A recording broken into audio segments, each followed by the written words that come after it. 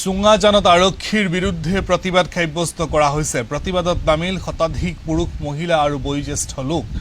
নিৰীহ লোকক সুৰক্ষা প্ৰদানত ব্যৰ্থ নাওজান আৰু সৰুপথাৰ আৰক্ষীৰ বিৰুদ্ধে ৰাইজে চুঙাজানত পাতিবলগীয়া হ'ল ৰাজহুৱা সভা। পিতৃৰ দাৰ ঘাপত আহত হোৱা কন্যাৰ ন্যায়ৰ বাবে গৰজি উঠিছে চুঙাজানবাসী ৰাইজ। দোষীক কৰায়ত্ব কৰি শাস্তি প্ৰদানৰ দাবী ওলাই আহিল পুৰুষ, মহিলা, বয়োজ্যেষ্ঠকে ধৰি বিভিন্ন দল সংগঠন।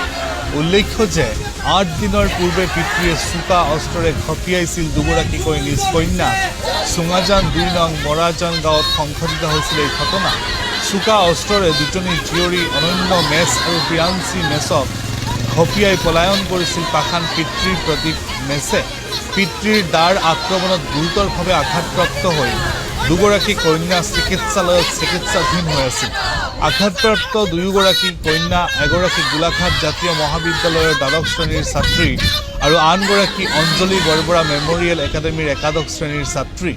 আৰু ঘটনাক লৈ এতিয়া উত্তেজিত হৈ পৰিছে স্থানীয় ৰাইজ, কাৰণ আৰক্ষীয়ে সমগ্ৰ ঘটনাটোক লৈ কোনো ব্যৱস্থা গ্ৰহণ নকৰাৰ অভিযোগ উত্থাপন হৈছে।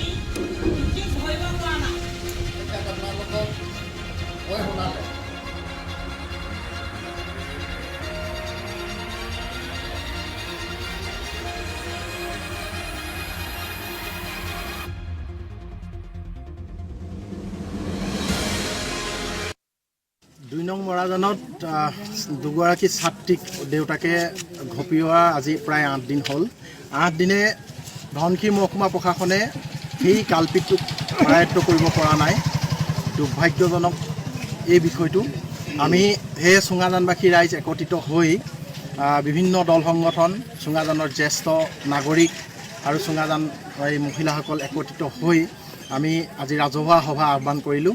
ৰাজহুৱা সভাৰ সিদ্ধান্তৰ মৰ্মে আমি এই বিষয়টো, যিহেতু নাওজান আৰক্ষী চকীয়ে যিটো ভূমিকা গ্ৰহণ কৰিব লাগিছিল, সেই সময়ত উচিত পদক্ষেপ নোলোৱাৰ কাৰণে ছোৱালী দুগৰাকীয়ে দাৰ ঘাপ খাব লগাত পৰিলে।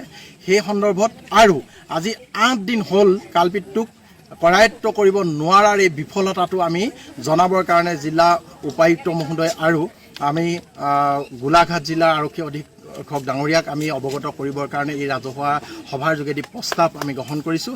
আৰু আমি স্মাৰক পত্ৰৰ যোগেদি তেখেতলোকক আমি আমাৰ এই অঞ্চলৰ যিটো মানে আমি ভুগি আছোঁ, আমাৰ পৰিয়ালকেইটাই যিধৰণে শংকাত ভুগি আছে যে সেই কালপিতটোৱে আকৌ কাৰোবাক কাটিব নেকি, এনেকুৱা শংকাত মানে ভুগি আছে।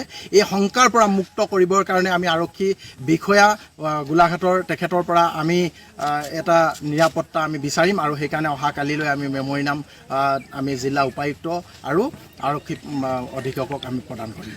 আজি আপোনালোকে ৰাজহুৱা সভাৰ পিছত কিবা ৰেলী উলিয়াইছিলে নেকি? আমি সমগ্ৰ চুঙাজানবাসী ৰাইজ একত্ৰিত হ'লেতো অসুবিধাই আছে প্ৰশাসনৰ। আমি আজি তৎকালীনভাৱে ৰাজহুৱা সভা আহ্বান কৰিছোঁ, আৰু তৎকালীনভাৱে ৰাজহুৱা আহ্বান কৰোঁতে যথেষ্ট ৰাইজ আমাৰ সঁহাৰি পোৱা গৈছে। আৰু আজি চুঙাজানত আমি এইটো আৰম্ভণি কৰি দেখুৱাইছোঁ প্ৰশাসনক, আপোনালোকে সতৰ্ক হওক। আমাৰ এই সমদল, এই প্ৰতিবাদী সমদল কিন্তু সৰুপথাৰ আৰু গোলাঘাটলৈ যাবলৈ বেছি সময় নালাগিব। অতি শীঘ্ৰে কৰায়ত্ব কৰক, ভুক্তভোগী পৰিয়ালক নিৰাপত্তা